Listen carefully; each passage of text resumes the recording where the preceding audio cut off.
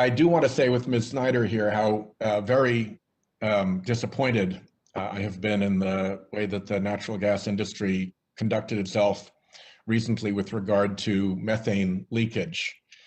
We were working, I thought, extremely well with the industry in the previous administration. I thought the industry saw the cliff that coal went off of and that oil was headed for, and knew it had a longer runway and wanted to prepare for the transition in a responsible way, and understood that its methane leakage was the biggest part of the problem. And we had an agreement about measuring that leakage and all of that. And then came the Trump administration, and all of that just got undone. And we're now trying to rebuild. But I think a lot of things got burned in those years. And one of them, I just have to say, was a lot of trust with the industry. And I hope we have the chance to rebuild that. Mr. Folks made the interesting point that nuclear, I think his phrase was, nuclear's carbon-free attributes are not always recognized. And that is a problem I've been trying to work with for some time. I couldn't agree more. We've been trying to figure out a way to perhaps get existing safely operating nuclear plants into a 45Q type compensation for the carbon-free nature of their power, so they don't artificially compete unsuccessfully against new natural gas facilities.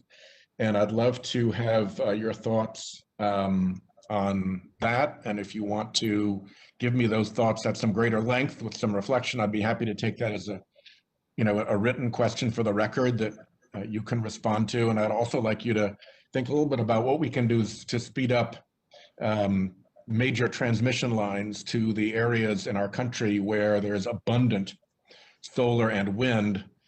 Short story, I drove through the Wind River Reservation in Wyoming, which is 3 times the size of my home state, and went through miles of what seemed just completely vacant space that the wind was screaming across and the sun was beating down on.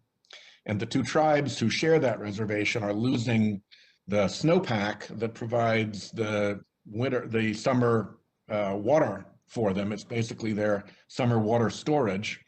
So they're looking at real trouble because of climate change, and it would be great to be able to have industries like that take up in that great big reservation, and yet it can't happen because there's no transmission lines.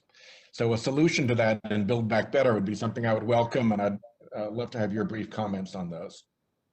Yeah, I mean, on the nuclear side, I mean, I think as we look to extend things like PTC, ITC, we ought to consider a PTC for the existing nuclear too, to put it on level playing ground. And I think nuclear could compete with an even playing field. On the issue of transmission, let me just give you an example. We knew that we needed to have more transmission as we started our clean energy journey at the beginning of the 2000s.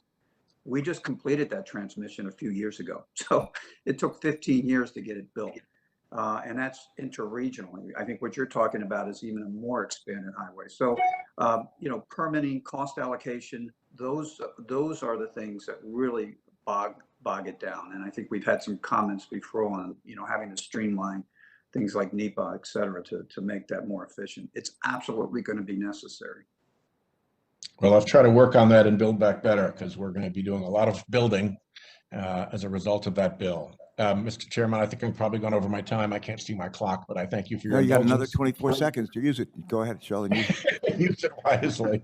I'll just say another kind word about direct air capture, which I think is a great opportunity for us.